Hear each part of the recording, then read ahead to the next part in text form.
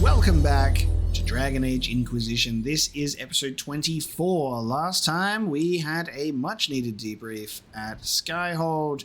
We spoke to all of our companions and our advisors, and now we're going to leave. We're going to embark on new horizons. It's the start of an episode, which means we're going to do our war council so we can check what everybody's done, send them on some new operations, and then we can get back out into the field ourselves. I'm not sure where exactly we'll be going today, but we will take a look and we'll see what gathers. You know, what sort of piques our interest, you know what I mean? Alright, so the College of Magi. My agents were successful. Our dwarven warrior, Corbin, led a foray into the College of Magi and emerged with both the mage refugees and whatever artifacts could be transported, all before the Navaran mobs finally stormed the gates. If the venatori were behind this, they have been disappointed, and the refugees expressed their relief and their thanks for the rescue. An enhanced life with Amulet and some influence. Getting things moving. I will not turn my back on them, but we have established agreements with the Thibals. Their initial hatred of the Inquisition was a device, and they are willing to have us in their favor. A new alliance operation and Sigil of the Gomorran Stormrider. And a battalion for Sarah and Verschil. We marched without incident, although I have it on good authority that there were many closed-door meetings among Verschil nobility. Several useful names have sent diplomatic envoys, and potential future gains may be impressive. Do not tell Sarah I said so. Nice. Okay. Oh yeah, so we spoke with Cole, and Cole, we were like, hey, do you want us to search for Reese, right? You want us to search for your friend? And he's like, no, I don't want you to do that, because, you know, for reasons. But then the game is like, haha, locate them, which is really strange. So, Sister Liliana, per your request, after seeing that no mage named Reese was present at the conclave at the time of the explosion, I began my search. It appears, based on reports gathered from rebel mages, that Reese had originally intended to be at the conclave, but the former Templar Evangeline persuaded him not to attend. She believed corruption within the Templars sought to exacerbate the conflict, and this merited investigation. Evangeline was last seen not far from Valfermin, where a merchant described her as fighting other Templars and being taken, injured but alive. Reese came through the area not long after searching for her. The forests near Valfermin offer many places to hide, but the Inquisition could track down these renegade Templars if you so order. Yours in service, Walker. Okay, well, they might actually be in trouble now, because it looks like that she's been taken, injured but alive, and Reese is looking for her. So maybe if we help out, that's a little bit better than letting them potentially get hurt. So we can do scouts, we can cut through the forest, or friends who would gladly help rescue someone important. I will put that on the back burner, we'll see. We've got the Destroying Adamant Fortress from Krem, Dwarven Slaves in Venatori Hands, and the name of our enemy. Dorian wants to know Corypheus' name. There's a lot of Orlesian operations going on. We've got the Isles Invitation, obtaining an amulet for Cole, which came up from the Solus and Cole discussion. And Cassandra wants us to locate the missing Seekers. Now, what's interesting about this is there's no Seekers to be found in the Champions of the Just mission.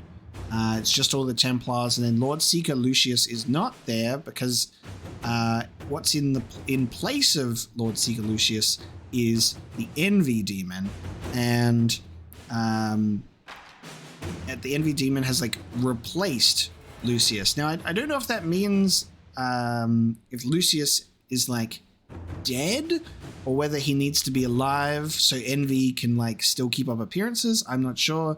So locating the missing Seekers, we could potentially have other Seekers alive and Lucius not, or Lucius is with them as well and the Envy Demon was still allowed to like parade as Lucius, I suppose. It's weird when you have like the Champions of the Just mission in your head when you're thinking of this, because I like that we've done it, but it's interesting thinking about like you're in two minds about it, because you have the perspective of not doing that mission and the perspective of doing that mission. So if we hadn't done it, we'd have only the context that all the Templars have gone crazy on red lyrium, and I would certainly be in my mind of Lord Seeker Lucius is like red lyrium crazy, and that's why he was weird when we first met him. But you get that context that it's the envy demon instead. So I like that we do have more context surrounding the Seekers, but I'm very much interested in this one. The attack on Haven showed that Corypheus corrupted and controlled the Templar Order. This should have been impossible under the watch of her fellow Seekers, but they, and particularly Lord Seeker Lucius, are nowhere to be found. Have they vanished, or, as Cassandra believes, was something done to them? With effort, the truth may come to light, Liliana. So, yeah, like, we at least know the context that Lucius was compromised by an envy demon, but we don't actually know what's happened to the rest of them, and, I actually don't know what's happened to Lucius in general, whether or not I've potentially forgotten a crucial bit of information, whether he was actually needed to be like killed or not for the envy demon to do what the envy demon does, but I guess we will find out. Cullen is not participating, so it's only Leliana or Josephine.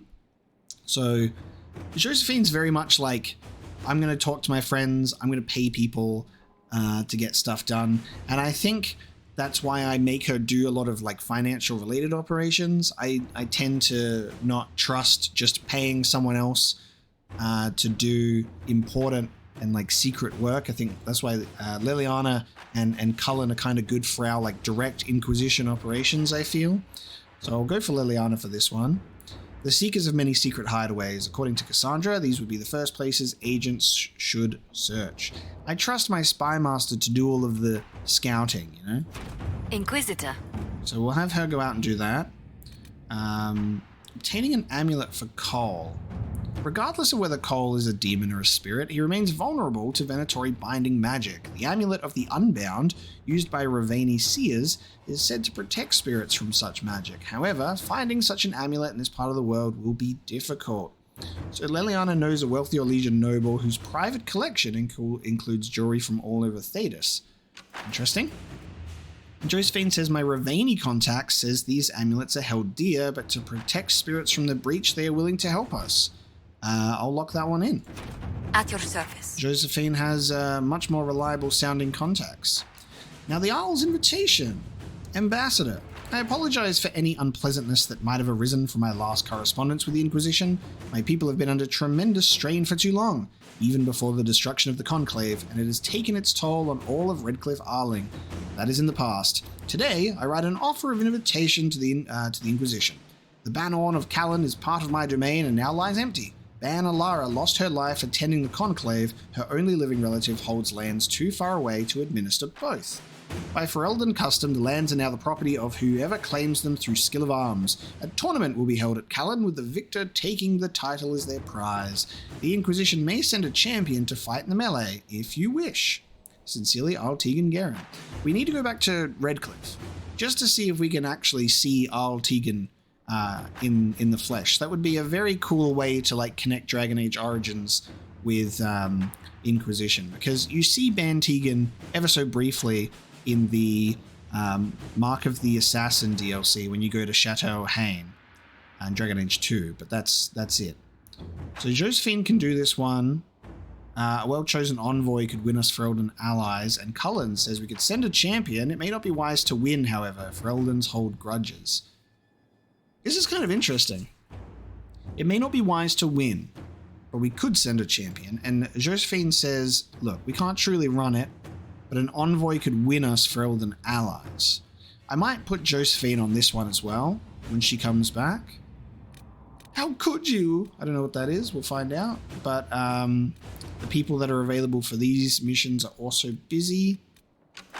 I think we'll check that one next, because I think that is tied to our elves, because our elves went to Wycombe, I believe.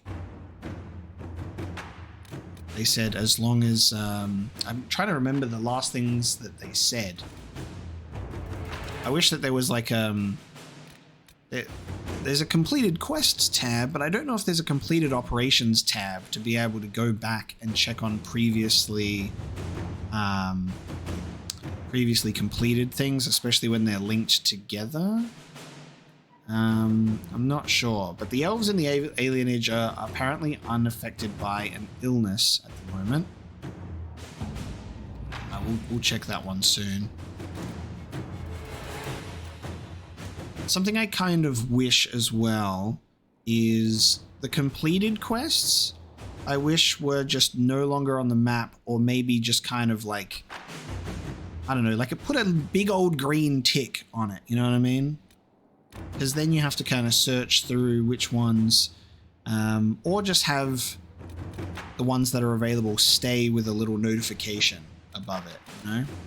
Because then you kind of have to keep checking out like what's going on, you know what I mean?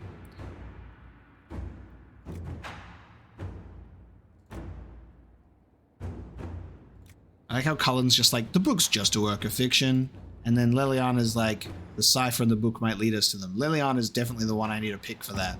We need to keep this mystery going. It's not just a work of fiction. It's hard in Hightown. Just want to see what I can send Cullen on at the moment.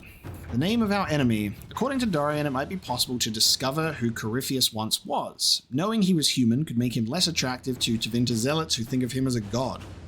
Acquiring this information, however, is more difficult than one might suppose.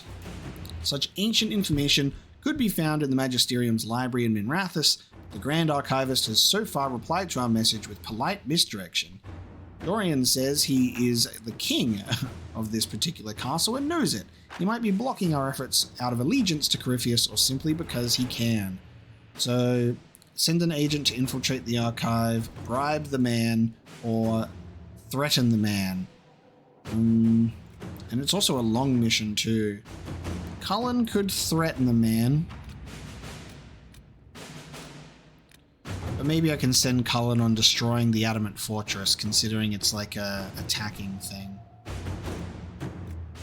Many Orlesian nobles would love the reputation of having aided in the destruction, and then Cullen, I think Cullen's probably the one for this. Per my earlier recommendation, I'd like permission to send some of the charges to Adamant Fortress. The Inquisition already destroyed most of it. My troops can tear down enough of the rest so that it doesn't turn into a stronghold for demons or venatori or whatever else is out here causing trouble. It took all our forces to break Adamant. I'll happily spare some men to ensure the safety of the charges. There you go. All right. Cullen has a mission. We'll check the rest when we can come back. That's the beginning of the episode, War Table Operations. Now we can venture out. We can apparently talk to Sarah about the march that just took place. So I guess we'll do that before we leave. I do like how the operations seem to have a genuine weight to them in terms of their like contributions to characters and our advisors that can go and check in with them and follow up after certain things happen. And there's a lot of stories that go on in the background as well. I think it helps, definitely helps to flesh out and keep the world very connected. You know, you're not just your own story, but you get updates as to what's happening with people that you won't even see. I do think that it would be nice to get a little bit more direct exposure to a lot of things, like we're saving our clan or helping them out way up there, but we don't get to see them because we don't get to go up to the free marches, I suppose. At least as of yet, there's just quests there, and then other things like, if we can't see Arl Tegan when we go to Redcliffe, he's just sort of a words on a screen, those sort of things. I hear Vachelle was good pay for you, Inquisitor. Time to go see if my friends came through too. Got a location for a stash. Hopefully something nice for my trouble. Well, your trouble. Just let me know when you're ready to head out. Be sure to bring your empty pockets. Who's putting up the reward for this? Don't know. Sometimes it's pass the hat. Sometimes it's I lifted this from Master's vault. Doesn't matter, does it? Job done. Time to get what we're owed. I'm not ready to go just yet. Your choice, yeah? Only so long it'll stay hidden. Okay, we have a quest to go get some loot. Oh, and my very long list of things. Sit in Judgment, Better Courtyard, Power Crafting. That's right, we can leave that alone. The Storm Coast has just a rift and tunnels. I like that it tells you how much power you're going to get.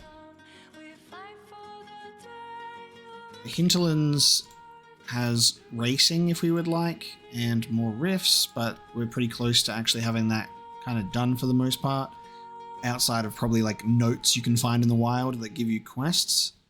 I think we should go to the Forbidden Oasis because we've found more shards recently, and so we can open up another one of the doors, I believe.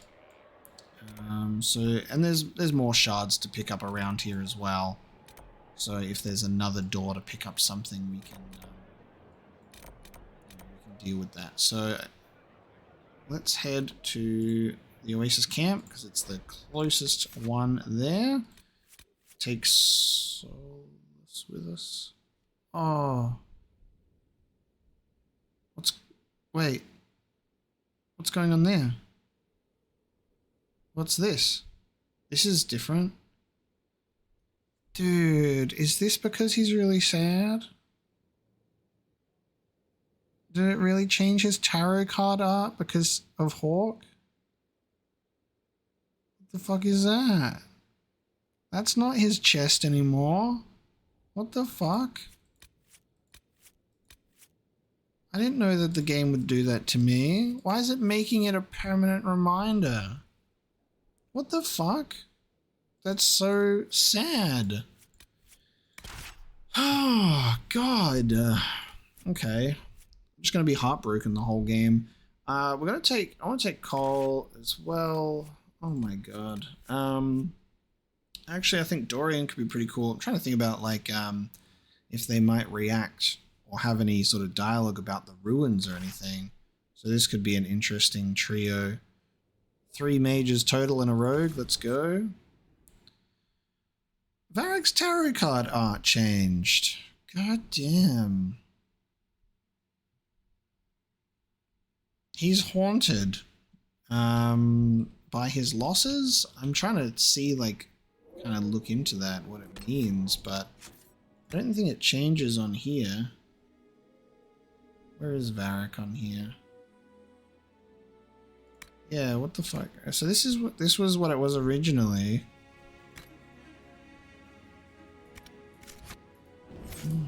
Okay. Last time I spoke to him, he said he was writing some letters, but maybe I'll talk to him again after this, and maybe there might be some updated information about it. I don't know.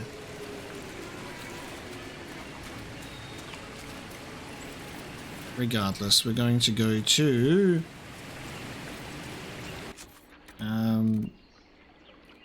the temple. Kind of easy to get a little bit lost around this area, but we'll see how we go. I don't think we've had Dorian and Cole together, or even Dorian and Solus together, so some good speech potential there. Everyone's actually leveled up too. Let's have a look. Weakened enemies have the damage they inflict reduced even further. That's nice. So I'll do that. Cole has 3 points to spend. We put a lot into his assassin tree already.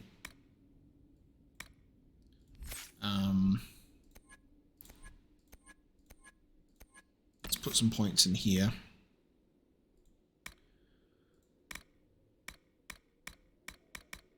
Death Blow or Spinning Blades.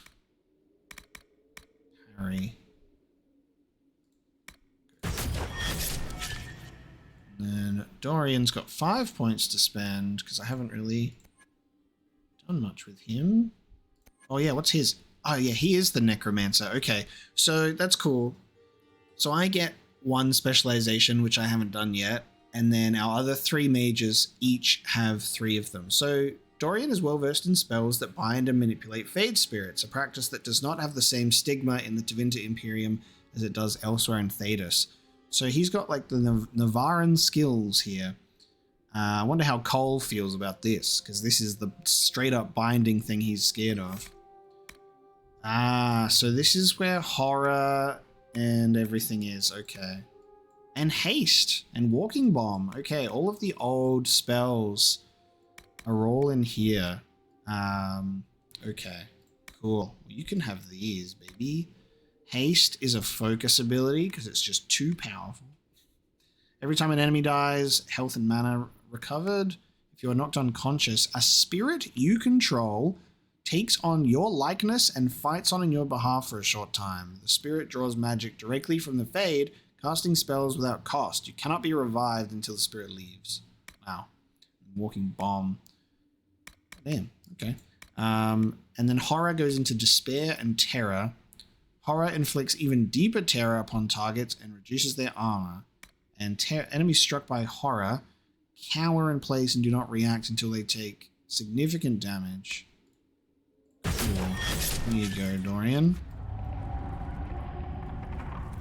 Gotcha. Am I going the right way? Yeah, I am. I expect we should be able to have some very good conversations between this group, though. And there's only one way to find out if they will, is waiting.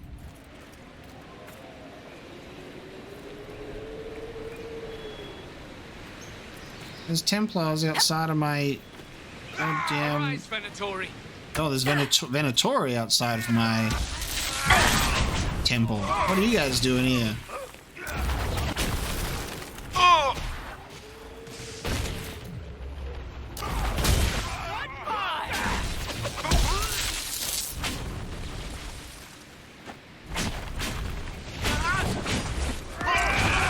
Oh, that's a cool visual effect.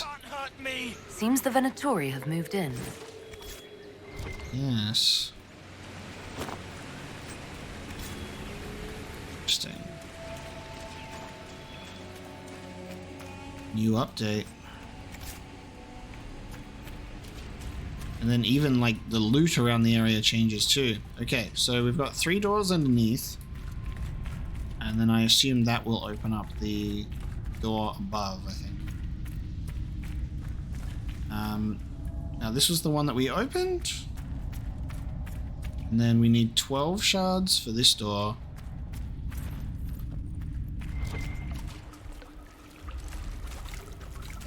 Oh, I guess all this loot refreshes.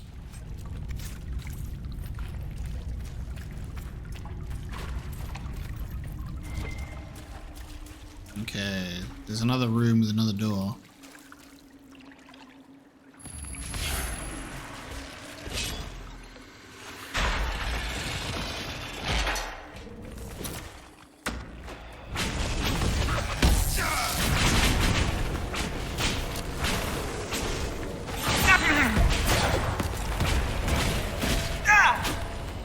Going crazy with those spells. Okay.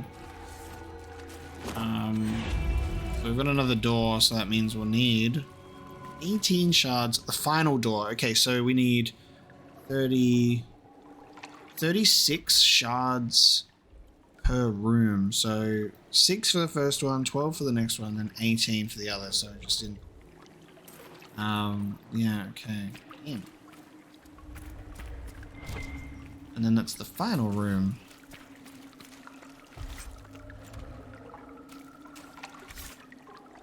Okay, got an enhanced belt of spirit resistance. Oh, and I got a bunch of just normal spirit resistance. So it's worth coming in here when you do have the shards to get like a stat increase instead of waiting until you can go through. That's a lot of shards that you've got to connect for all the doors. Pretty sure I got my math right. You insert 6 shards into one door, insert another 12, and then 18 into the other, so 36.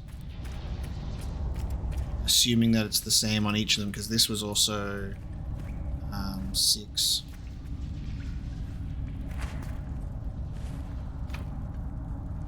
More shards, yeah. That's a lot. But there is also a lot of shards out there. Not sure if there if there's lore to be uncovered deeper into all of them, but oh, hang on, look, 1, 2, 3, 1, 2, 3, 1, 2, 3, 4.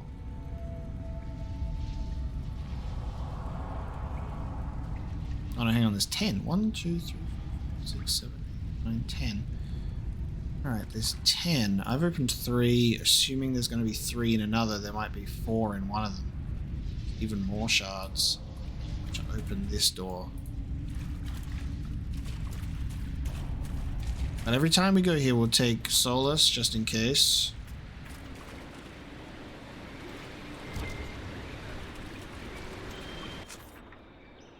That's all I'll do there. I'll probably do all of my shard gathering off screen. I haven't done any off screen adventuring yet, but I'll probably do that, and then while I do that, if there's any party banter that happens, I can just sort of like make sure it's recorded and compile it, I suppose.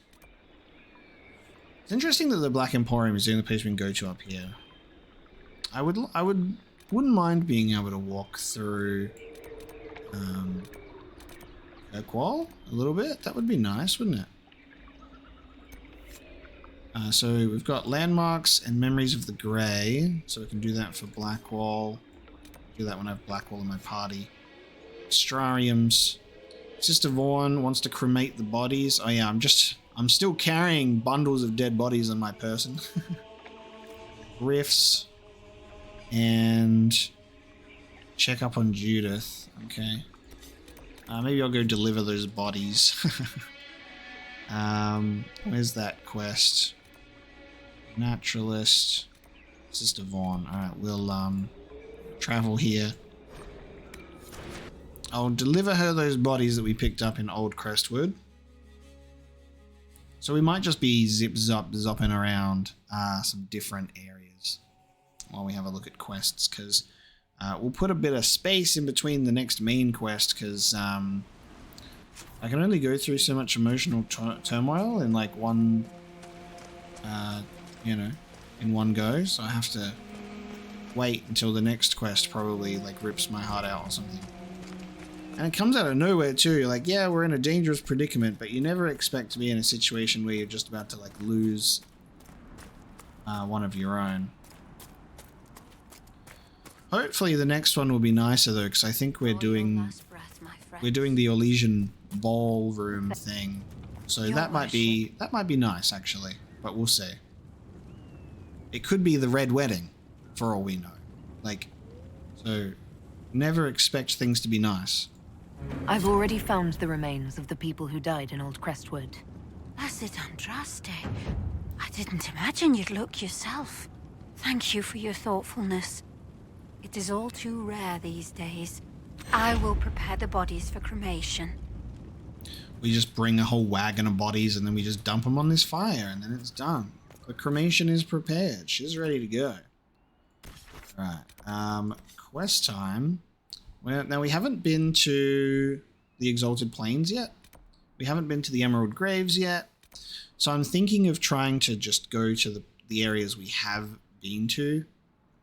Like we haven't been to the Hissing Wastes, but we have been to the Western approach to walk through briefly. So we could do some stuff. Vivian wants us to find a circle tome. We can capture a keep. There's that Chantry Trail. Red lyrium. Searching for the mine, because the venatori are out here, and take down Leo of Lucian Bay, so we can do an unfinished business for Cassandra. I might change our party in this case, because if we bring the people that we need for their certain things, then they will approve of them. So I might bring Varric, Blackwall, and Cassandra.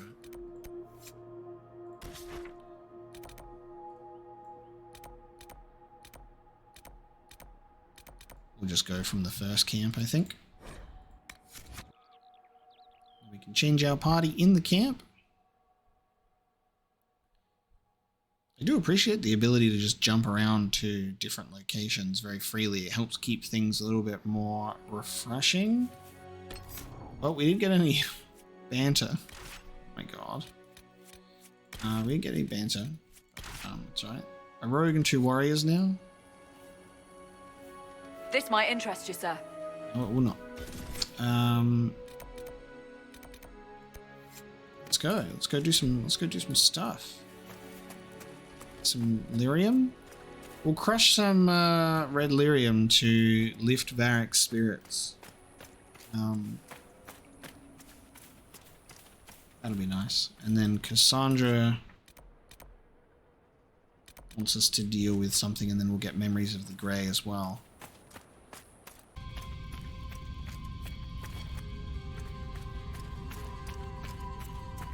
More death.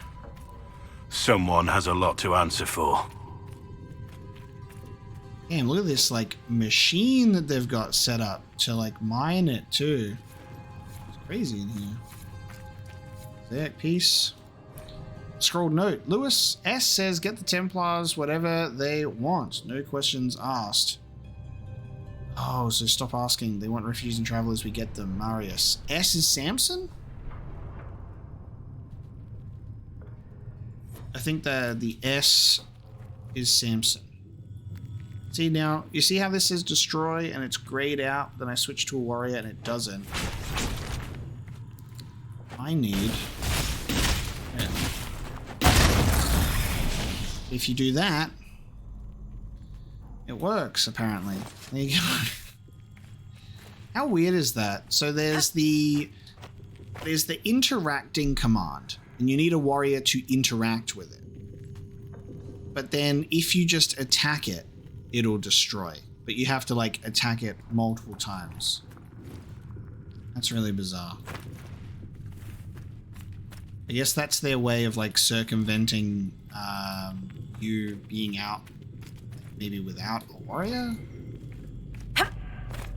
Still pretty strange, though, because I don't think you can destroy locked doors. Like, you still need a rogue for that, because I've tried. So, who knows, really? It's strange. And then obviously mages are needed to energize things.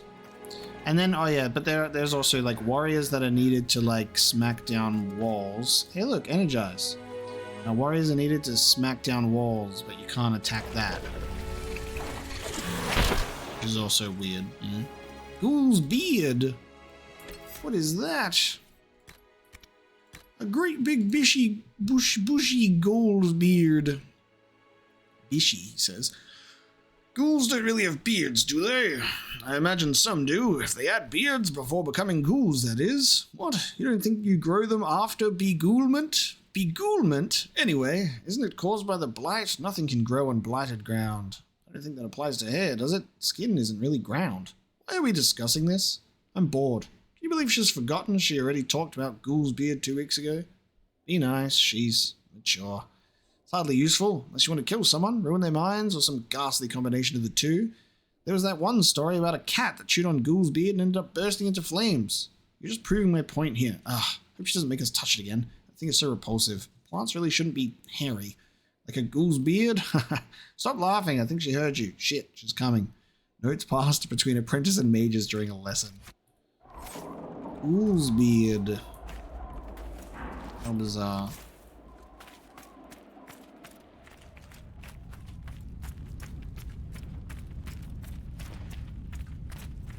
Okay, checking out in here.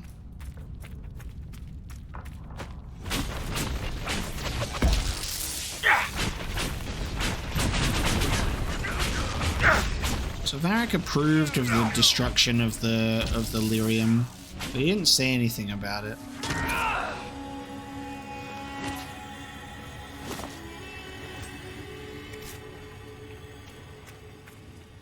Okay, and this is our next lot. Varric approves. Note from a Templar. Benedict, pull up stakes. All plans for the mine and the western approach are off. The Inquisition's on the move and headed your way. Dump all the bodies and relocate to Empress Dulan. Vernon. And that's the venatori quest as well, right next to the red lyrium, actually. These poor bastards got lucky. They only died. One down! That's that done. So we've still got Frederick's livelihood, which is the research stuff. Unfinished business is Cassandra's targets. And then Memories of the Grey, so they're close together, which is nice. And then Vivian's one's over there as well, so we can kind of jump over to this. Jolly good.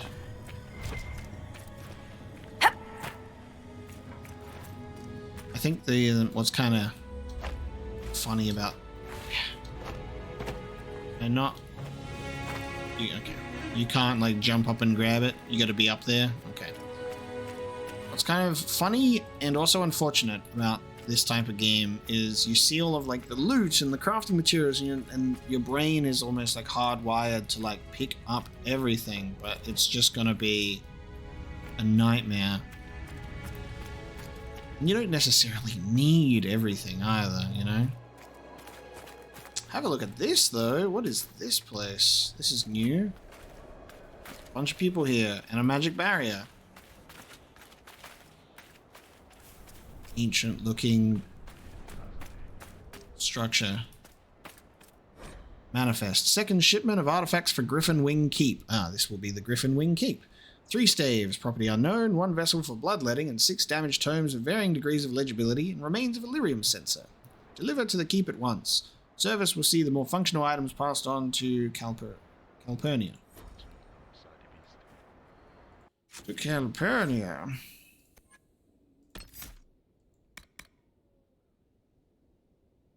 Increased damage for everyone, sure. Even should you fall, you give your allies strength to fight on harder. True. You summon a blinding pillar of light that stuns nearby enemies and damages demons, sure. Cassandra. Just max out their ultimate trees. Taunt an enemy into a frenzy.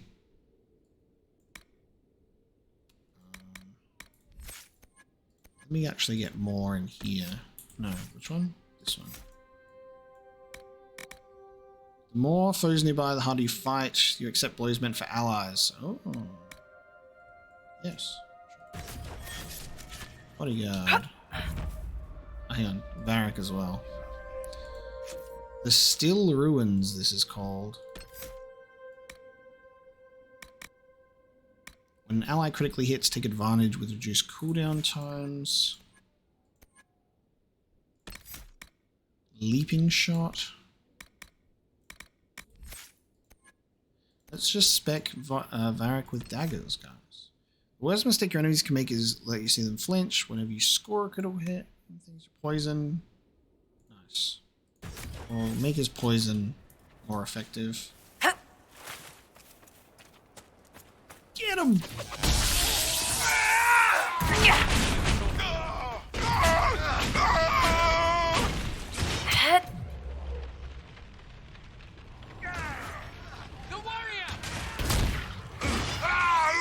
One down!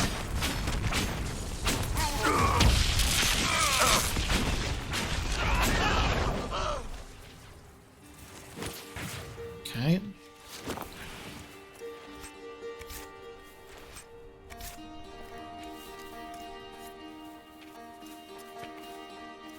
Do we have to assemble the mosaic pieces somewhere, I assume? I assume there's somewhere where we can like put mosaic pieces together. You're after. They're trying to run, get them!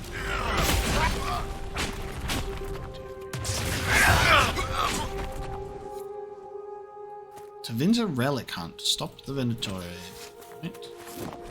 Reserved note. Valoran, you were right to doubt. Eladius will not be swayed. If this letter was sent, then it is sealed. Send aid.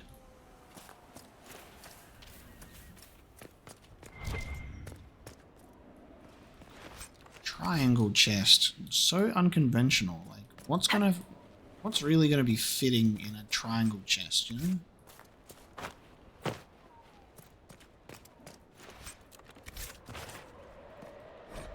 Morven, Alexius has failed. The work here thus becomes all the more vital. Secure the site at all costs. The Elder One will not tolerate another mistake on your part. Service.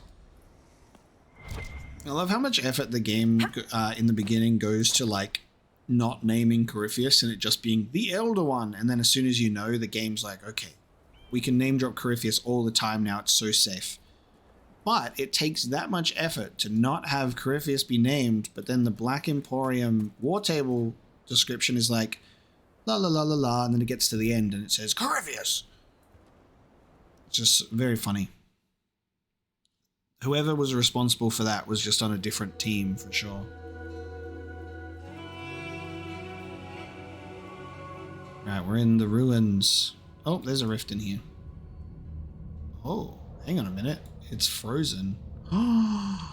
Dude, the whole temple is frozen. Oh my god, that's fucking cool.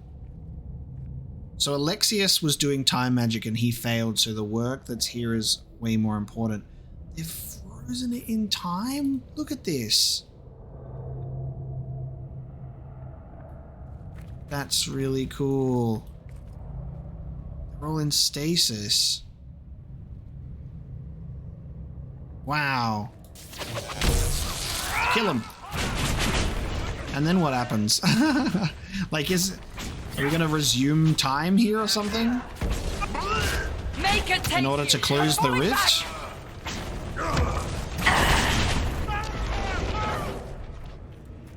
This is so cool. Venatori orders. A short letter accompanied by a map of the western approach. Several areas have been circled. Lucanus. The references are obscure, but they point to a single power sealed at the height of the Old Empire. Devinter's involvement in the region predates the First Blight. Detailed accounts of the location are non-existent, but there are some promising leads. You'll be provided with men and supplies. Do not return empty-handed. Surprised nobody has anything to say here. I also feel like I have the wrong team for this. Like, I kind of want to come back with Cole and Solus, I think. I picked this team because we were doing their quests, but I think I'm actually going to come back. It's going to be the first time that I actually just like leave, change my party, and come back, I think. It'd be nice if you could change your party on the go. It was one of my favorite things about Final Fantasy X, for example, is your entire party is always with you. I think Final Fantasy X is my favorite party management sort of system in an RPG, because in 10, you're on the world map or in the game, it's just you, your main character, running through, but invisibly, your whole party is with you, right? Or they're like waiting ahead or something. But when you go into battle, everyone's with you and you have 3 at a time, but you can freely switch them out during battle. Like, it's your turn, you like switch out, bring another one in.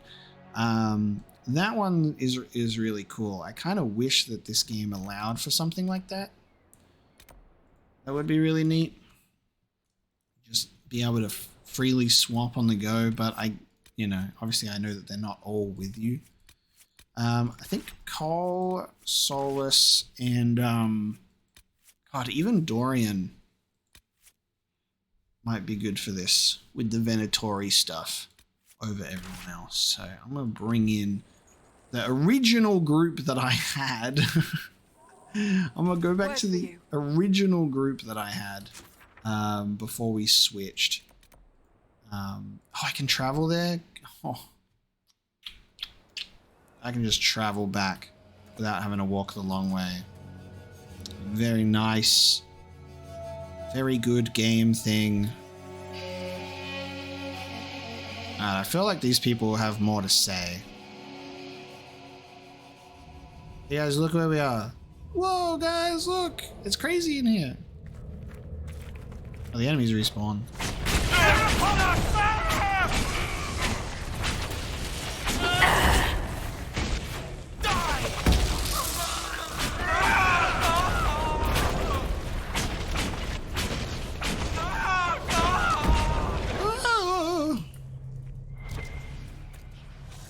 Now, if these people, if these party members do not converse, and if they do not acknowledge anything around here, I'm going to spank all of them. Because how dare they? Because this should intrigue all 3 of them.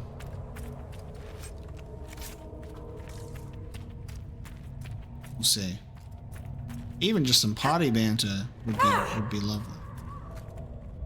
It's cool to see these things frozen.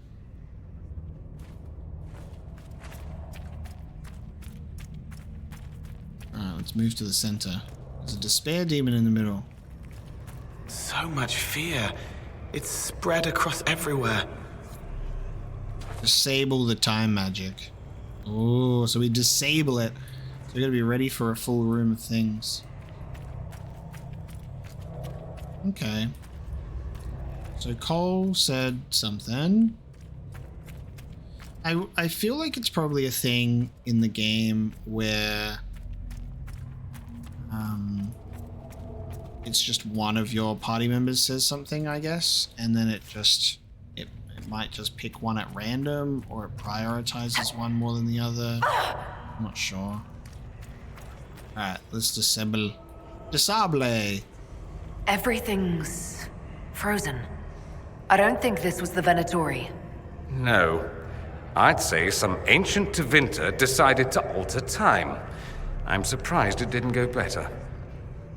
So instead of altering time, it froze it. Nothing's happening. The magic here is interfering with the anchor. Deeper we go then, I suppose.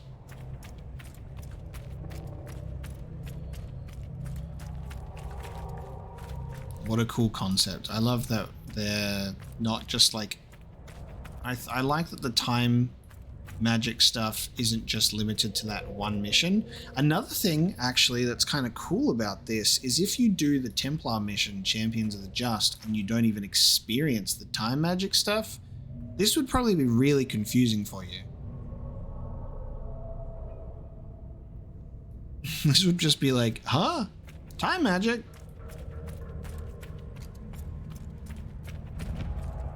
All of silence.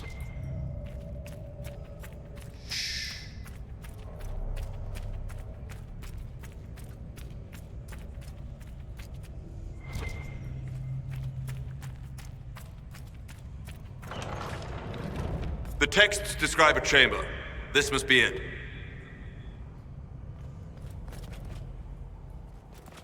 This whole place is falling apart.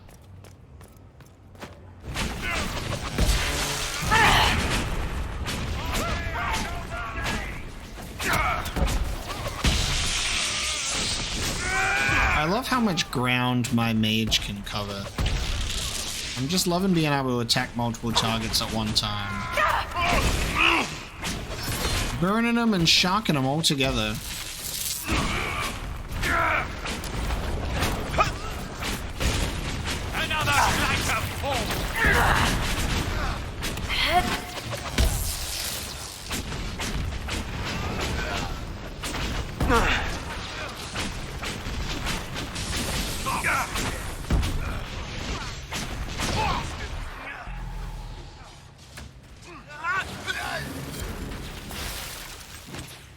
Keystone, an ancient key found on Lucanus's corpse in Tevinter Laboratory. He was carrying this stone for a reason. The markings on it. I've heard of keystones that bear the same. Keep searching. There may be more. Hey, got a shard for free. I didn't even have to search for that one. Alright, looking for keystones now. Ah, okay. Oh, it's another one of these. Oh, this could be where Alexius got the idea to install the door. That's cool. I really like how that is actually directly connected. So when you're in that mission in Hushed Whispers, there's that door that's sealed. He's like, I got this weird ass door you need to open. And this is the same thing. And yeah, he would have come in here and that's how he would have been inspired to do it.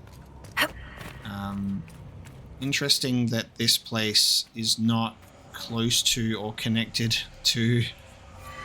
You're not possessing a human body, Cole. You actually look like that. Right, hold on, because they're actually bantering now. Because it's not, we're not in the Forbidden Oasis, but it is close enough, like it's in that same region. So it's cool to see this same architecture connected. Also, I just realized I'm not collecting shards. It's the same thing in the world, but I'm collecting keystones, but they look like the shards. It's the same thing. So they're called keystones, shards, whatever. It's all like the items are very much similar too. Yes. But a spirit's true form is always monstrous, or at least unnatural. The world doesn't make sense to them. It's too real. That's why they look wrong. And this is how you want to look? I want to help. Looking doesn't matter. Here's a really interesting thing, because Cole is a spirit. Or a demon. However you want to go about it. Brought into the real world. But for Justice to be in the real world, he needed to inhabit a corpse. And he looked as such, right? And then Justice then merged with Anders after that body was allowed to be put to rest. If we're following the same logic, it could probably be, I would have to assume that some sort of character or person allowed a spirit of compassion inside of them, right?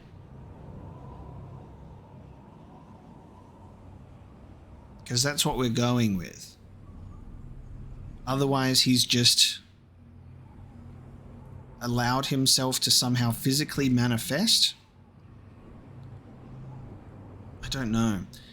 Is it because of his compassion that he's been able to kind of appear in this way? Or was there a situation where there was someone who died that Cole put out of, that like ended their life out of like a mercy because that's what he used to do in the past, and that allowed him to like enter a body? It's just... Or is he simply just a spirit with a body? But, I don't know. A whole sort of debate and conversations between, spirits and demons and what form they take will be a matter of constant debate, I'm sure.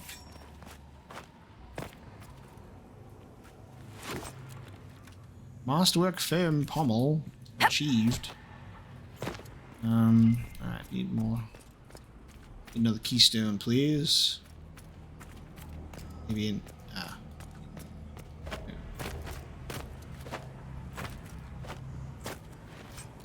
Masterwork notch staff grip and a Grey Warden shield.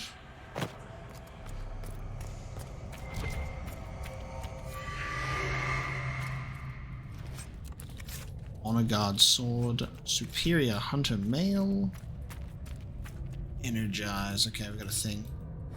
Research notes. Scrolled notes accompany several complex diagrams. Theoretically, it should be possible to draw energy from the Fade itself. While I will not discount the obvious dangers, such risks can be circumvented through use of a proper channel. Once the channel is stable, we should be able to manipulate the energy to our will. The power gained would be beyond measure. At this time, theory will take us no further. If my hypothesis proves true, it'll be an achievement unrivaled by any in history that will all but ensure the immortality of the Imperium.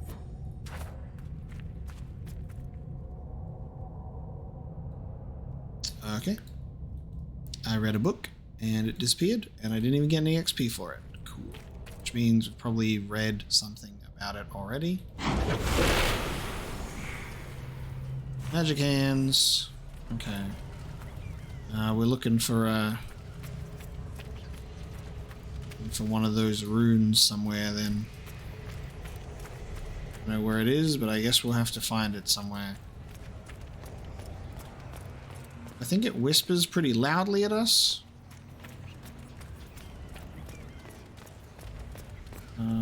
We still need to find another keystone. There it is. Okay.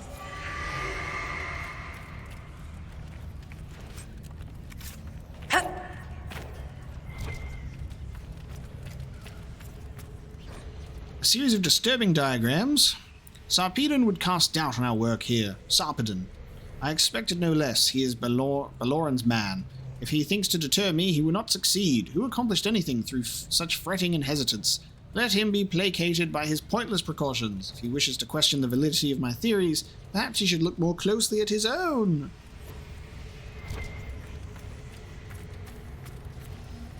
Right. Oh. Blood to start, then from the channel itself. The slave trader had 6 strong enough for the task. Preparations are in place. Sarpedon will call one final meeting. I must speak to the others in advance.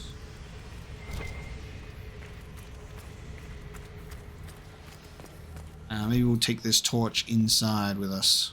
Let's open this door. I don't think it shows on the map or anything. Yeah. You gotta just listen for the whispers.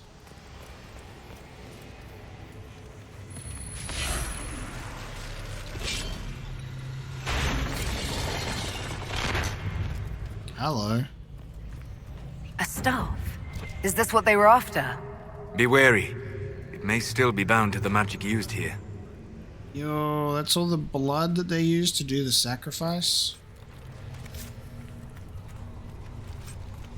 We're seeing, like, blood magic frozen in time? The journal lies open on its final entry. Hilarius ignores all results that do not support his own hypothesis, brushing them off as anomalies and expected deviations. He posits that there will be an acceleration in the channel's creation, and it will no doubt test the theory without guaranteeing a secure channel can even be maintained. I have argued the inherent risks, the catastrophic tear in the veil that will result from such foolishness, but he has the others convinced. He grants only a sneering permission to conduct countermeasures in the event of failure. If I am correct, the only course of action will be to redirect the resulting power into sealing the event itself. The odds of survival are less than ideal, but the surrounding lands will be preserved. Interesting.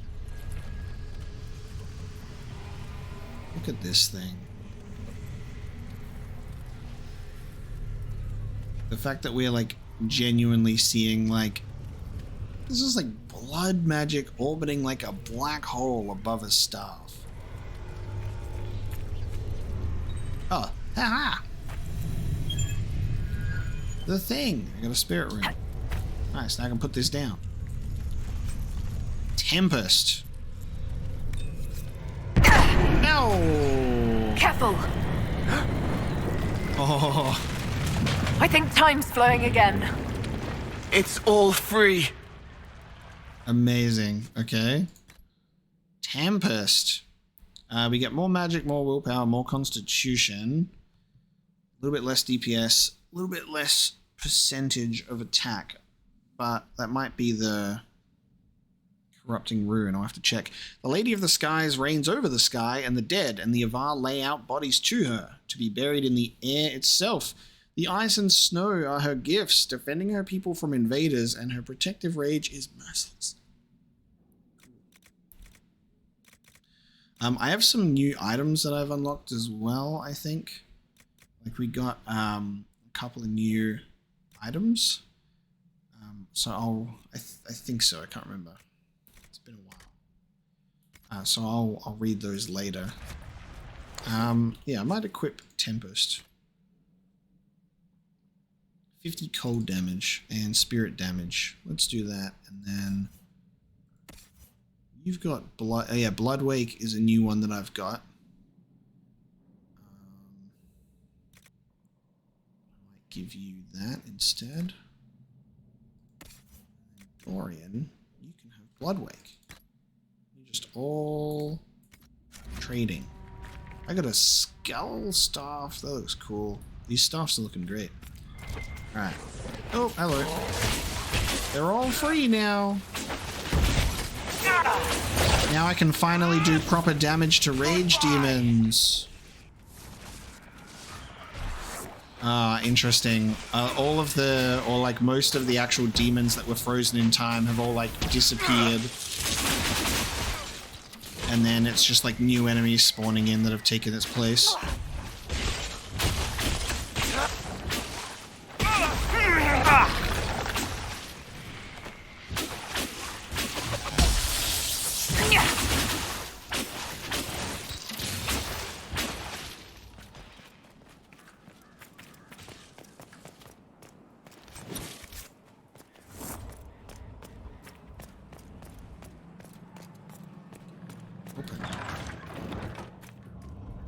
Yeah, so now things that were like frozen have fallen.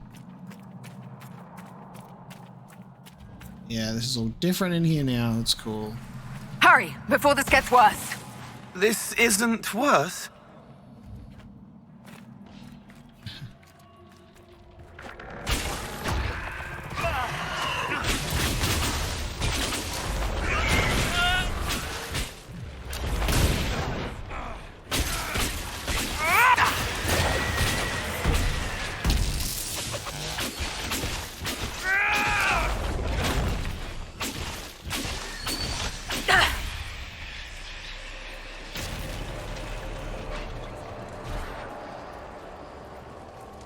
We're near another artifact. Oh, thanks, Solus. We're near another artifact.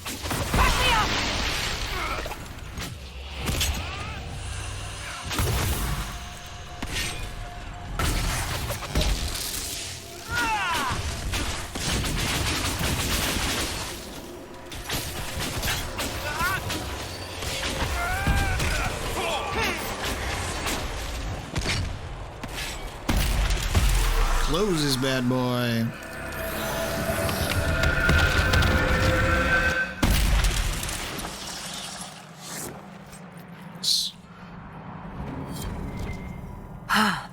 It's done. Well, I'm rather sick of this place. You? It's some things to say. Oh, there's the artifact. Literally right there. The wards are working.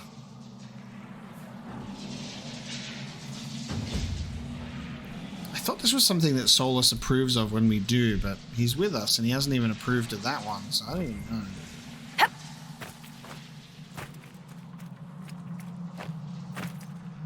Oh, there we go. Slightly approves. Only slightly. And then when he's not with us, he doesn't approve at all. I think the approval must change because we've done some things that they approve of. It must be different. Like, if they're with us, they approve more. If they're not with us, they approve less. And if it's like slightly approval, then it just doesn't even come up if they're not with us, I guess. That's the only thing that I can think of. So like if they greatly approved of something, they would only like standardly approve. Investigate ancient laboratory operation. Okay. Let's head back to Skyhold. There's a couple of operations to turn in. And some new ones to embark upon.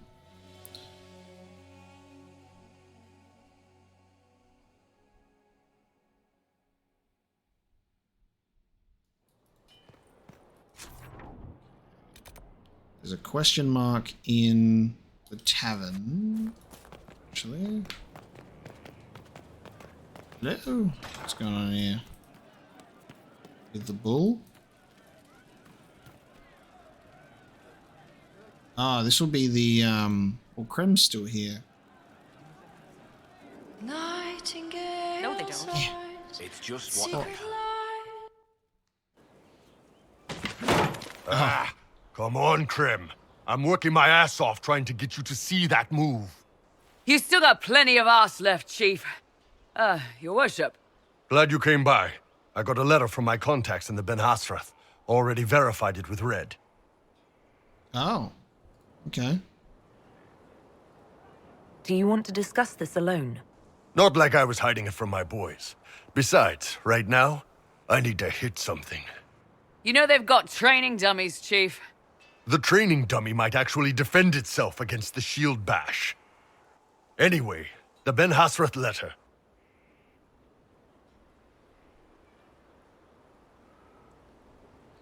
This is interesting because this is, you're supposed to just watch where we're going, how are you actually spying?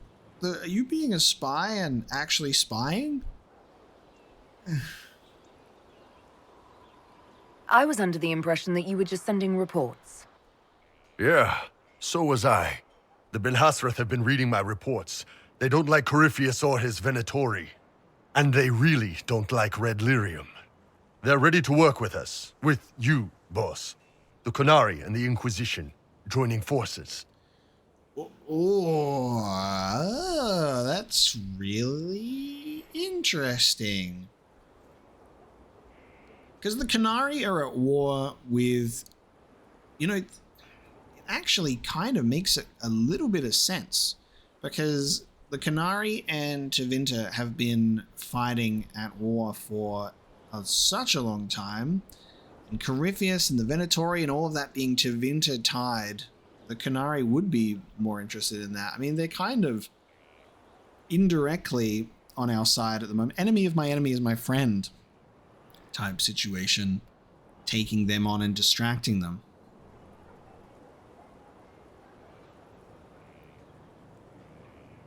But this is also true because then we allow the military of the Qunari to extend out again, and then they're like, let's convert some people to the Qun.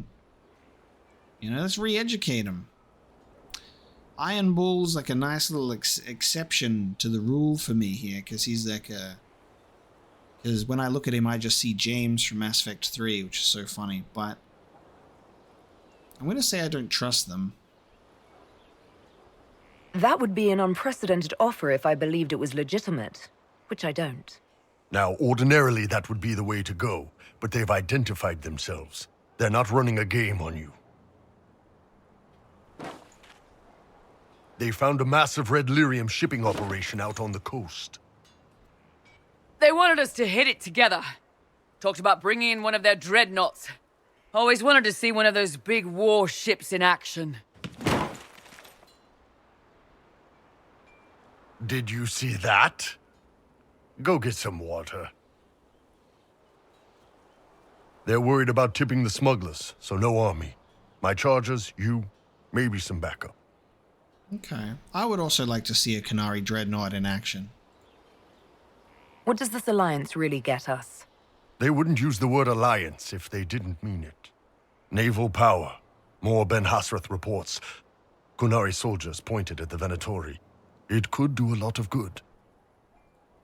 You don't seem entirely happy about this. No, I'm good. It's, I'm used to them being over there.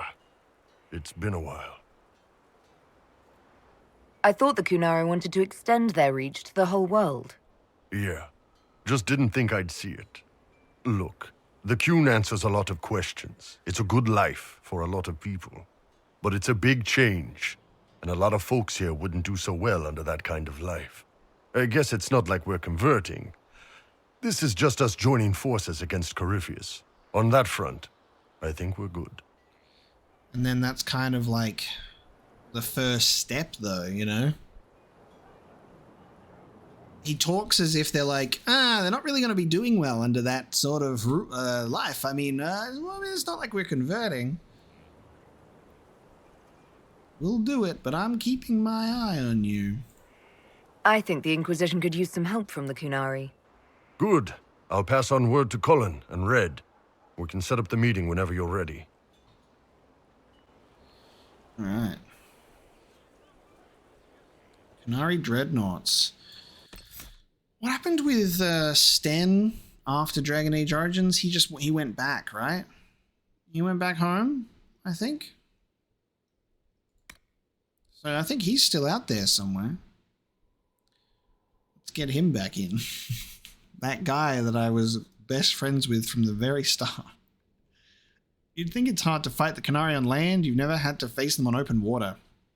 No wind, sails hanging limp, but those giant bastards keep coming.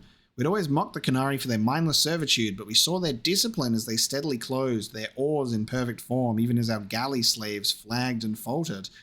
They pulled alongside, their great ship twice the size of ours, and we drew steel ready for them to board. Instead, a great series of blasts rocked the waves, spewing smoke everywhere. Iron balls the size of a man's head flew as though fired from a bow. They ripped through hull, mast, and sailor alike. Our ship came apart like a child's toy.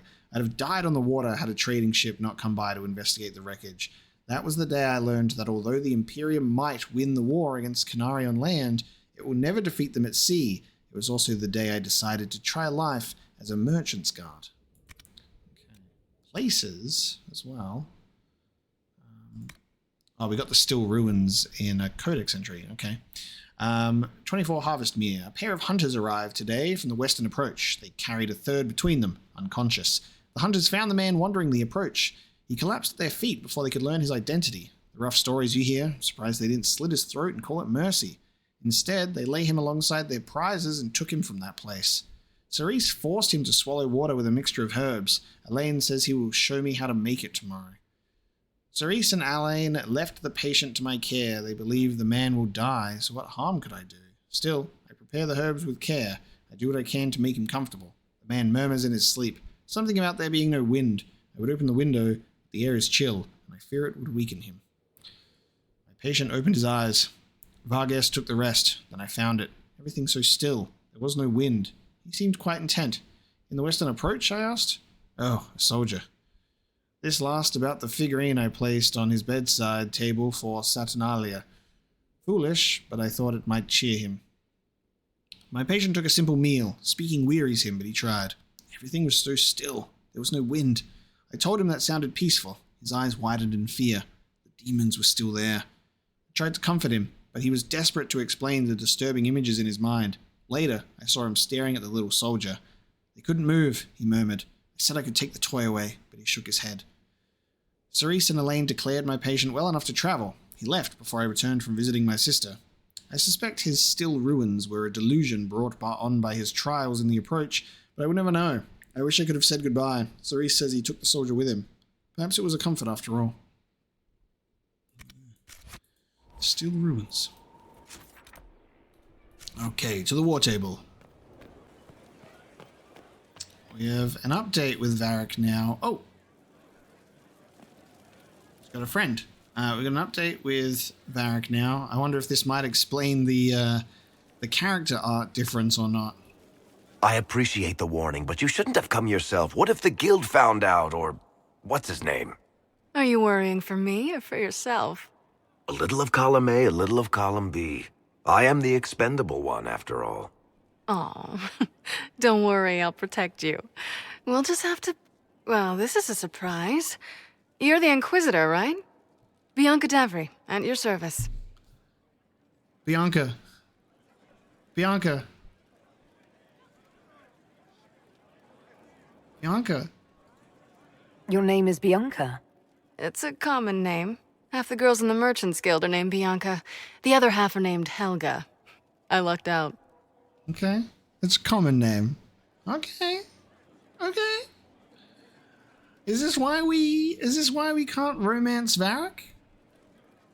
He's tied down to a real Bianca? I take it you're a friend of Varric's. Who isn't a friend of Varric's? You have met him before, right? Mm-hmm.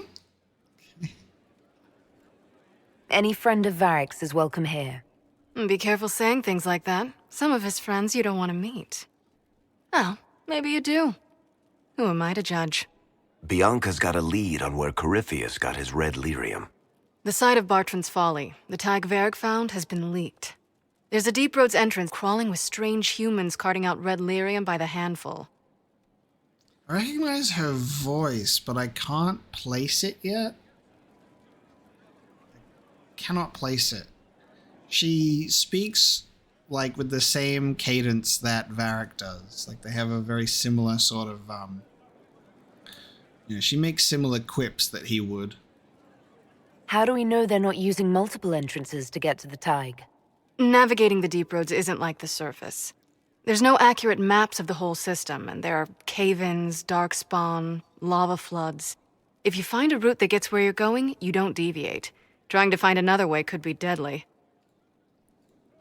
Who could have given away the Tig's location? There were a few people who knew. Hirelings from the expedition, a couple of close friends. How they found out isn't important. What matters is we know where they are now. If it's such a secret, how do you know about it, Bianca? I told her. Right after the expedition, I wrote and told Bianca what we found.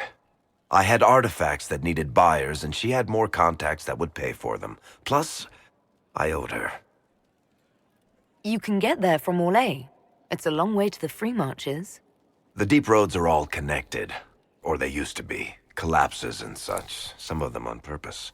They really are roads. They spanned the Dwarven Empire, went to every corner of the continent, maybe further. In theory, you can get to any tide using the deep roads, but in practice, there's a reason nobody uses them anymore. That's why they don't want us to go to the Free Marches or Kirkwall, so like, you have to go from another entrance. We need to deal with this. As long as he has this source, Corypheus is that much more powerful. I couldn't agree more. I'll keep an eye on their operation. If you're interested in shutting it down, you've got my help. Try not to leave me waiting too long, Varric. I've got my own work to do, you know. Bianca. Right. That's not going to be trouble at all. Let me know when you want to head to the entrance. So that's 2 red lyrium related missions. Well, shit. Enter Valimar. We're going back to... I knew there was more to Valimar. We're going back to Valimar.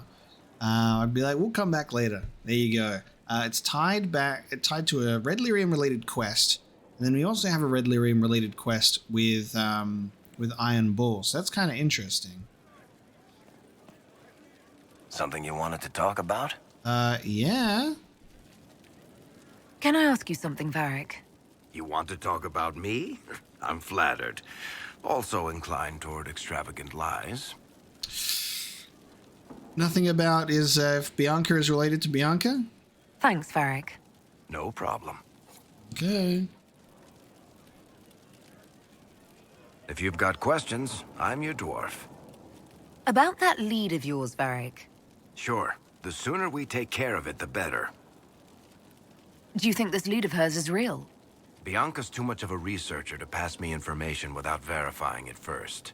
But if you're asking whether she'd lie to us, maybe set us up, it's possible. Not likely, though. She risked the wrath of the guild coming in person. A message would have sufficed. Whatever she found in that entrance shook her up. That worries me. Okay.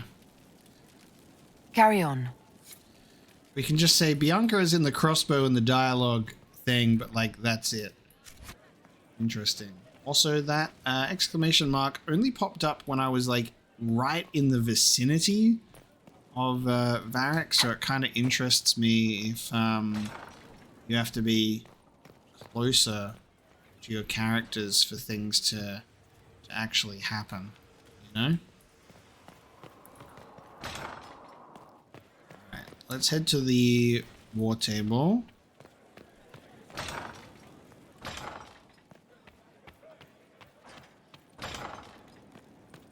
I think there's more to Skyhold as well in these doors that we haven't yet discovered. This is a pretty big place, so we'll probably be uncovering things over time for a while.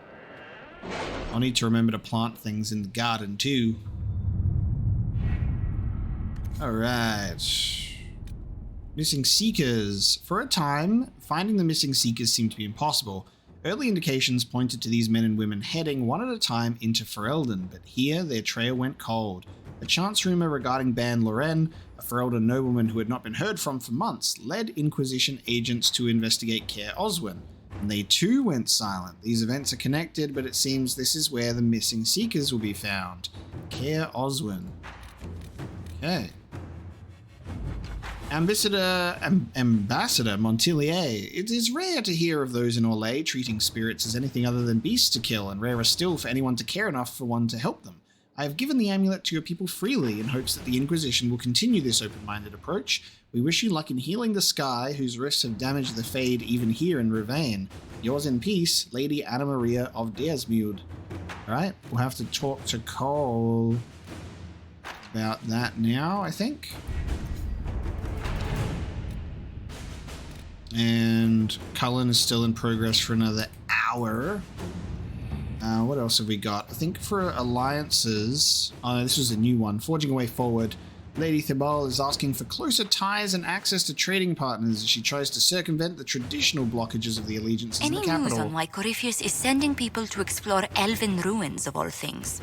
No, I suspect he keeps the reason secret, even from his inner circle. It's because he's using an elven orb. It's an elven orb that gave me the mark.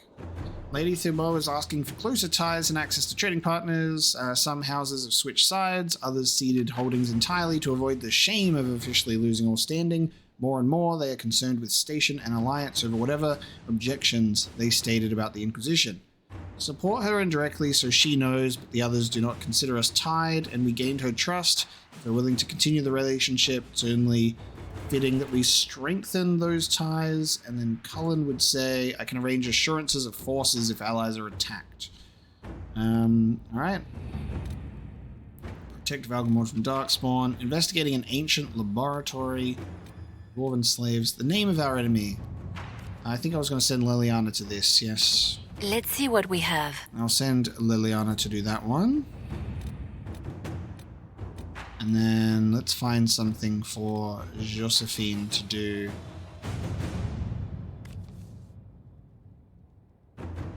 I think I was going to get Liliana to do this one as well. Liliana's just, she's popular, that one. Mm-hmm. Dwarven slaves in venatori hands. Sightings in the north of Red Templars with armor and weapons adorned with dwarven runes. There are no known entrances to the deep roads in that area, and no missives from Orzammar about missing traders, but they keep next to non-existent records of surface dwarves. The venatori may be making use of dwarven slaves, possibly from Tevinter. Not their usual preference, but also not the first unusual thing they've done. Recommend further investigation in force. Send a select group to observe. We don't want to alarm the venatori. We know they are all too willing to sacrifice their captives. There's a hint of a venatori enclave, especially one supplying weapons. We need to crush it. And the local landholders will get our scouts access, but will likely require additional incentive to risk their forces against venatori.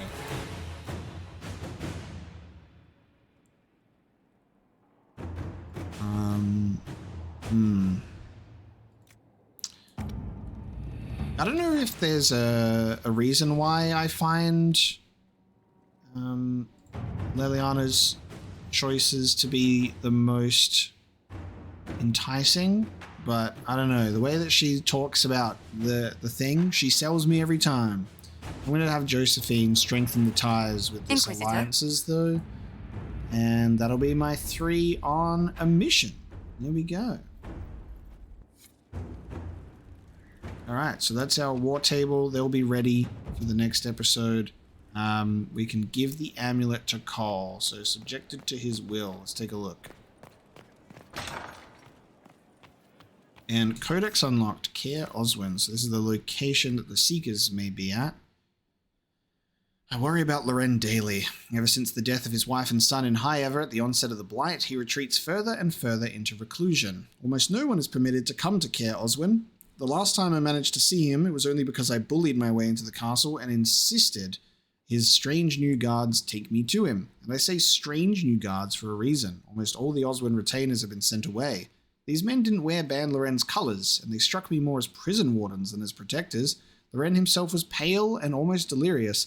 I begged him to see a physic, and he promised me he would, but I doubt he ever did. The guards ushered me out in a hurry, and the last time I returned, I was not even allowed past the gate. It's been months since anyone saw Loren at all. I fear the worst has happened, yet I can prove nothing. All I can do is pray the rest of the Banorn take notice and act before a good man is lost.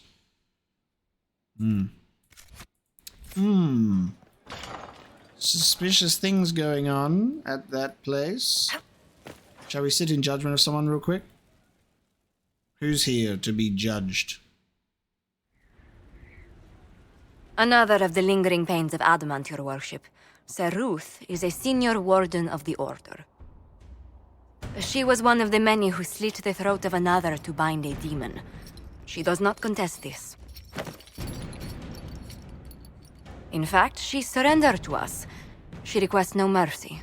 She wants the public justice of the headman's axe.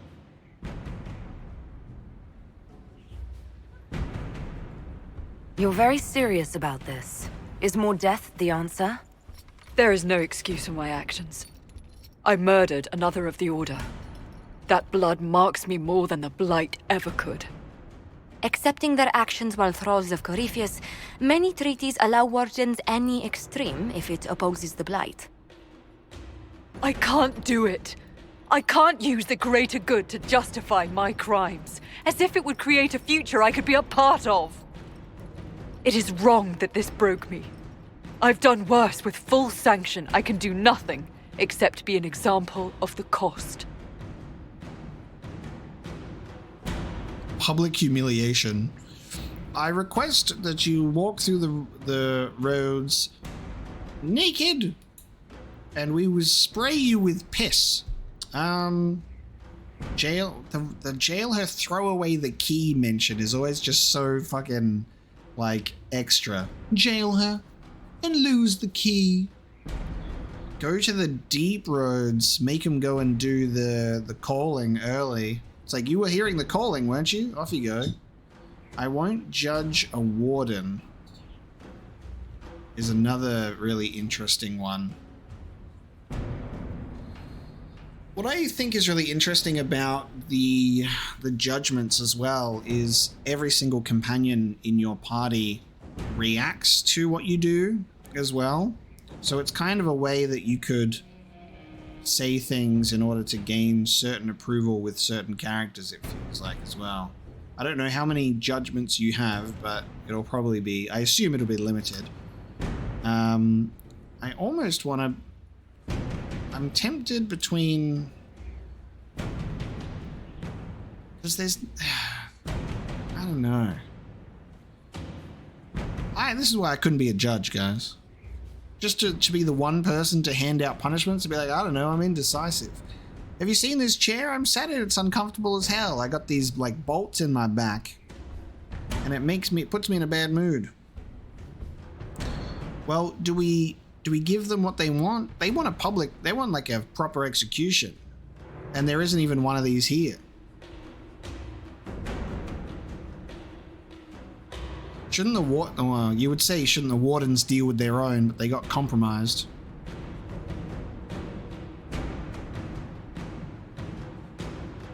You feel your life is over? There's a place for such wardens. Saruth, you'll go to the deep roads. Your death may be as quick as you choose. This sends no message. This is just an end.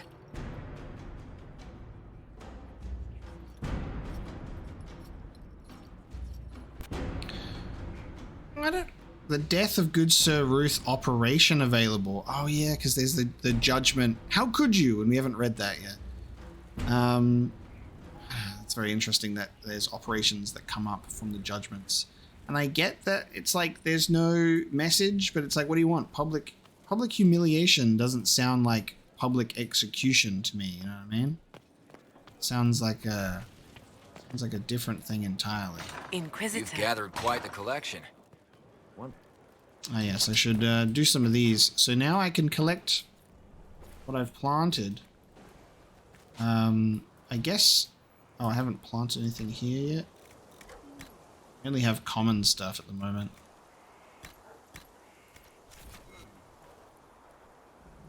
And you have to plant a new one? It doesn't, like, grow back? Just grow back? I'll wait till I have some rare herbs. I'm not in a desperate need of herbs. That was some judgment. Let's go give Cole his amulet. That's the lot. Strange bit of kit for a fortress, but no one else has it. I'm trying to think of where else around here we may not yet have been. I think some other places might even open up later, because it seems that there's still places that are... Wardens harm their own and fall to mortal failings. Where does that leave us? There are still people... sorry, there is still... I'm getting distracted by people's dialogue. There's still like places in this area that are all in ruins still. So I assume things will get repaired over time. He teaches them to fight with a secret flaw, part of a glorious strategy. I found the amulet that Solus told us about. Would you like to try it on?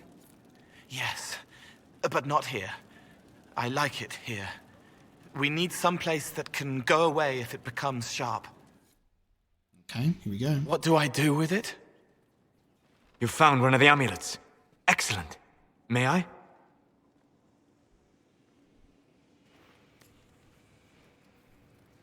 It is simple enough. You put it on, I charge it with magic, and you should be protected.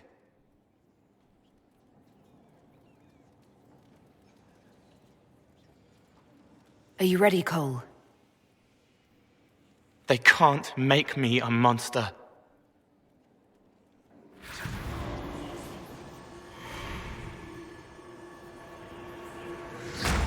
Ah! What was that? Oh, what are you doing to the kid?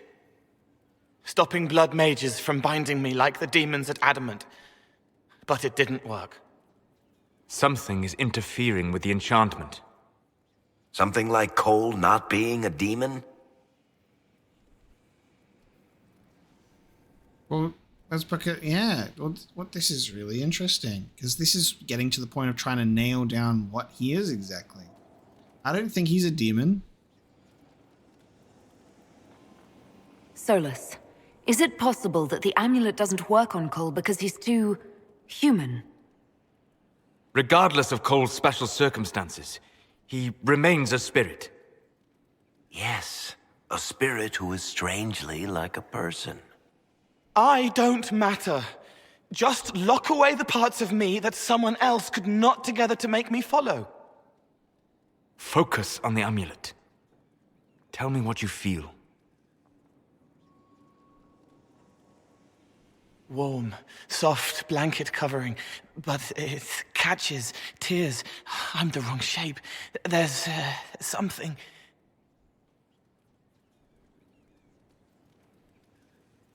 There. That way. We'll find whatever is preventing the amulet from working, and we'll make it right. All right, kid. Get Cullen and work with him on the map to figure out where you're sensing something wrong. Will you come with me? All of you? Sure.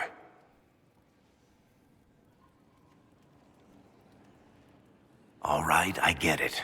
You like spirits. But he came into this world to be a person. Let him be one.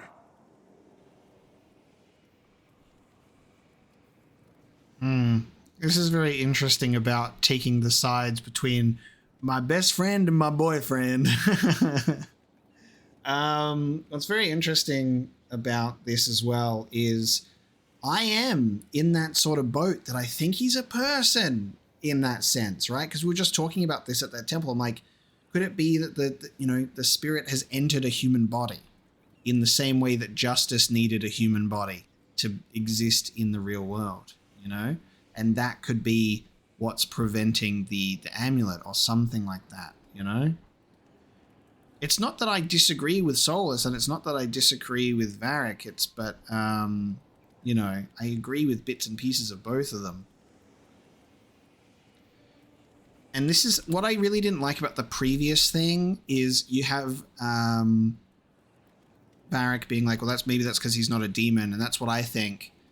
And you say, Cole is a demon, I don't know what he is, and maybe Varric's right.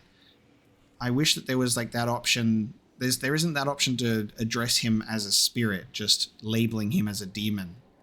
And I would have picked the spirit option if there was one, you know. And I think Solus is right in that it's a spirit. But I also think Varric is right in that it's a person. Why can't I say both of them are kind of right? And saying I care about results just feels weird, you know? I only care about results. I'm going to agree with Solus. Cole is a demon, or a spirit. He has magical abilities and magical vulnerabilities. We cannot ignore that. Fair enough. But that ritual of theirs only works on demons, right? This is not some fanciful story, child of the stone. We cannot change our nature by wishing. You don't think? However we deal with the problem, our next step is to track down whatever is interfering with the enchantment. Okay. I really, really like this scene. Oh, I think we're going right into it.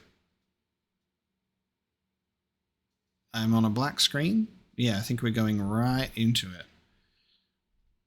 Without skipping a beat.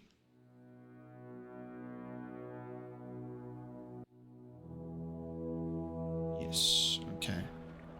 Oh, we're in Redcliffe? Yeah, this should get me through the month. What's going on? Give me a moment. Oh, okay, here we go. Greetings. Can I help you? You killed me. What? I don't even know you. You forgot. You locked me in the dungeon in the spire, and you forgot, and I died in the dark. The spire? Cole, stop. Just take it easy, kid. He killed me. He killed me. That's why it doesn't work. He killed me, and I have to kill him back. Am I right? Whoever this human form belongs to was lost and forgotten and killed, all alone and forgotten, and a spirit of compassion was allowed in. Given what we know and what we've learned about spirits over the course of Dragon Age Origins, especially in Awakening with Justice, that makes the most sense. Because I would be really surprised if it wasn't that. Before anyone gets killed, I need to know what's going on. Cole, this man cannot have killed you. You are a spirit. You have not even possessed a body.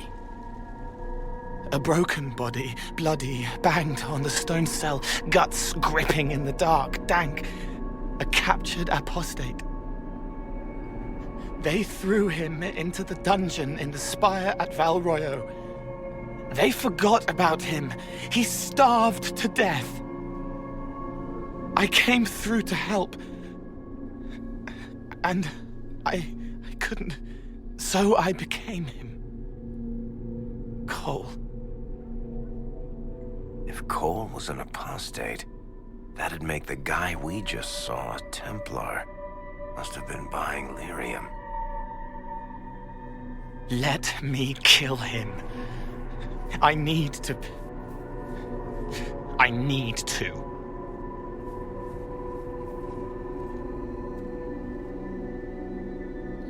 I love this.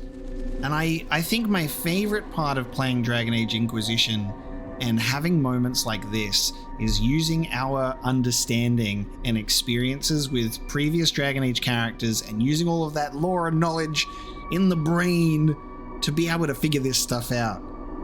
So, and that's where the magical stuff comes from. How I was like, I thought Cole was a mage when we first came across him, and then I was like, oh, he's attacking demons with daggers. I'm like, that's so weird. And it's like this blend of an apostate or a mage's body. There are magical abilities there, but being used in like a roguish sense, you know, which is very, very cool. Like being able to like mix that. I wonder if there is that potential for magical abilities to be used, or whether a spirit possessing a body doesn't allow that to happen in the traditional mage sense. There's a lot to think about there. That's very cool. Okay. Solus? We cannot let Cole kill the man. I don't think anyone was going to suggest that, Chuckles. Cole is a spirit. The death of the real Cole wounded him, perverted him from his purpose. To regain that part of himself, he must forgive. Come on. You don't just forgive someone killing you. You don't. A spirit can. Varric. The kid's angry. He needs to work through it. A spirit does not work through emotions. It embodies them. But he isn't a spirit, is he? He made himself human. And humans change. They get hurt. And they heal. He needs to work it out like a person. You would alter the essence of what he is. He did that to himself when he left the Fade. I'm just helping him survive it. It's so interesting having these two involved, because you've got your, like, very in-depth Fade spirit lover character, and you've got a dwarf who has not much connection with that, and is very like pragmatic, very realistic and grounded in the real world. It's just like his experiences and Solas's experiences doing this. Completely different things, because Solas very much loves and communicates with spirits, and Varric does not. He communicates with humans, and he's applying human sort of perspective on this. And I think that that's a great way to have just two polar opposites on a little story like this. Very well done. I'm pretty sure I still don't understand is an investigate option. And I was going to say this anyway. I don't think Cole should kill, because that's why we've been teaching him. We've been telling him, hey, you don't have to like kill people to put them out of their mercy. Cole will become more like a spirit. The amulet should function properly, and Cole will become more human. The amulet may not be necessary. I actually thought that was going to say more demonic for a second there. More like a spirit or more human. That's a really interesting choice. And I think this is super compelling because both are kind of valid. And I was saying that before, is like in terms of treating him like a human or treating him like a spirit, both are really kind of valid. He's no longer a spirit. He's entered the human world. He is like a soul in a body with his own thoughts and feelings, but obviously a lot of memories to the past. But then he has like a lot of that spirit mentality because he's still kind of young. He is baby mentally, like hasn't had all those human growths and experiences. This is really hard, actually. Before I decide anything, I need a clearer picture of what happened. It seems the real Cole was an apostate, captured and taken to the Circle by Templars, who aren't known for their gentle nature. As the young man starved to death in a dungeon, his pain caught the attention of a spirit, likely one of compassion. Compassion? Yes, compassion. An uncommon spirit, certainly, and all too fragile when its efforts to help prove to be in vain. Spirit of compassion. Do we learn to nurture his human side, or do we embrace his spiritual side? Oh, this is really hard, because like usually a lot of my choices can be kind of like easily made. I don't tend to struggle on most of the choices, but then sometimes you get hit with something like this and you go, damn, both are really valid. I feel pulled towards forgiveness though, because I feel that this is also a very human action, right? Like, needing to grow doesn't necessarily mean needing to kill and get revenge, right? I think that, like, to forgive is to be the bigger person. It's something that didn't happen to Cole directly, and this is a thing where, and it's cool that it's been confirmed that Cole is a spirit of compassion, because there was that throwaway line of dialogue naming spirits, and I was like, compassion makes so much sense for Cole. Because otherwise you have a situation like Anders, and Anders was separate to justice and mixed together with all of that angst and like those feelings, he became vengeance. It was transformed, and I feel like this is a very similar situation. And what I absolutely adore about this as well is that this quest and this storyline, the existence of Cole, so beautifully parallels and is poetic with Origins and Dragon Age 2, because you've got Justice living in the body of a dead warden until moving on to Anders, Dragon Age 2, and we kind of see what can happen to spirits possessing a human body or living or coexisting with one. We have so much context for that. If this was like my first game, we'd be so different in approaching so many things. We'd also be so clueless on so many things. So I'm so grateful that I've been able to go through this whole series in order to get to like quests like this. And I feel like we have so much like information like behind a lot of these quests instead of just going, but we're going to go with forgiveness. Cole needs to let this go. I believe I can help. Cole, Come with me. Cole greatly approves as well.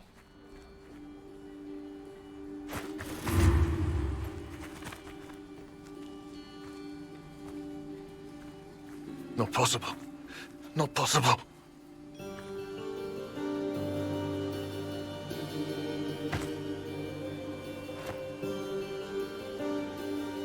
Can you feel this man's pain, Cole?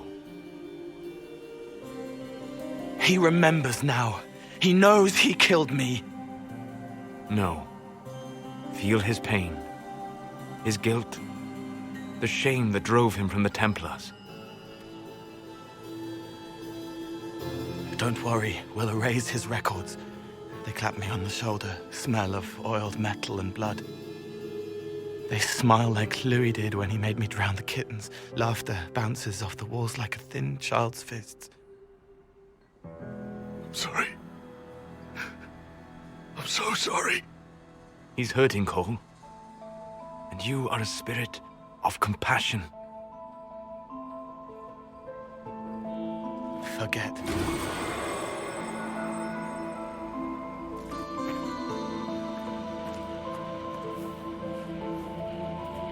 I believe we are finished here.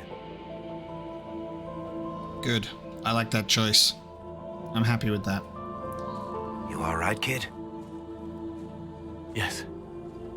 He's free. We're both free. Cool. Very happy with that. That was a really cool scene too. A lot of the guilt that comes with those feelings. Look at that. I liked how that all played out. Really Appears close to be together. working. Cole should be adequately protected. Have you talked to him since? Have you heard what he sounds like? He sounds like a spirit. Nonsense words like Bertrand at the end. Just need to hear the song again just for a minute. I'm all right, Varric. Whoa. The Bertrand reference. I wonder what Varric would hear with that. Nonsense words like Bertrand at the end. Wow. It's funny when I say I can't understand him. I understand what he's saying. What matters is his happiness. Cole, how are you feeling? I am well. There is work. Wounded to help, hurts to heal, but the weight is off. The old chains have fallen. You're not still angry with the man who hurt you? No, I helped him forget. His pain no longer pulls at me. A woman with 2 names slips a knife in darkness to her left hand. Honey stirred into Leliana's wine. Faith, not revenge. Could have been a person. Possibly. Would that have made him happier, Child of the Stone? Talking about Marjolaine, maybe? If it's referring to Leliana? Solus be studying these shards, too. Would that have made him happier? Because is to be human to be happy? Do we live a very tormented existence, us humans? So that's a really, really good quest there. I really liked that. I liked pursuing that a lot. And something that I wanted to highlight that I really liked about this as well is it's one of those small moments where multiple companions are engaging with each other at once. Because for a long time so far, it's just been one-on-ones, like us interacting with them in cutscenes and conversations, unless it's like obviously we're taking them out into the field. But actually having dedicated cutscenes to different companions interacting, I think is really, really important to me, because that's like a key thing in helping everyone feel so close together. Instead of it just being everyone's here for just me, they're also engaging with each other. So I really liked that Varric came into the room when there was the stuff going on with the amulet, and then we have like a few companions going on a little story thing together, and you get different people's perspectives. It's a really wonderful thing. And I do kind of hope that there's more with other characters to be able to do that with. I know it's hard when it's like a game and it kind of is limited sometimes that it can't do everything, but companions interacting with one another is beautiful in my book. And with that one, we will be bringing this episode of Dragon Age Inquisition to a close. Thank you so much for joining me today. This has been a very rewarding and enlightening episode with a lot of good lore stuff. And next time we'll continue pursuing some more quests out in the field before eventually moving on with the Wicked Eyes and Wicked Hearts quest. I believe that one's called. So we'll be doing that one shortly as well. Thank you so much for joining me today. I'll see you next time.